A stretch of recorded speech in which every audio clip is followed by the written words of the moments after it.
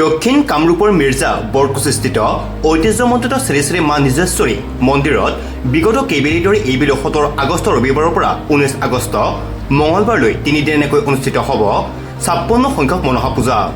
17 আগষ্ট ৰবিবাৰে সন্ধিয়া প্ৰতিমা স্থাপন অধিবেশেৰে পূজা আৰম্ভ হ'ব।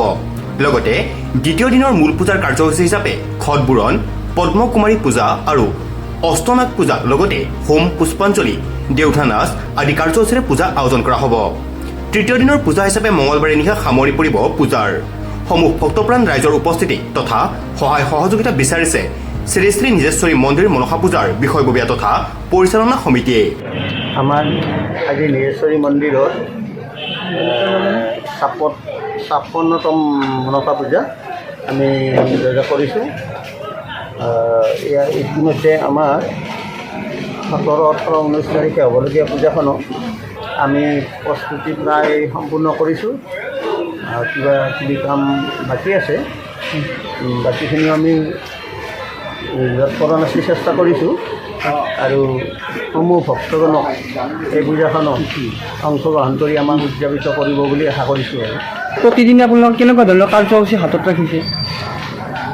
প্ৰতিদিনে অলপ পূজাৰ ভাগ বেলেগ বেলেগ আছে। প্ৰথম দিনা আমাৰ প্ৰতিমা স্থাপন হয় গধূলি, আৰু দ্বিতীয় দিনা আমাৰ হোমযজ্ঞৰে দিনটোৰ কাৰ্যসূচী চলা হয়, আৰু তৃতীয় দিনাও পূজাৰ কিবা কিবি অলপ ভাগ থাকে।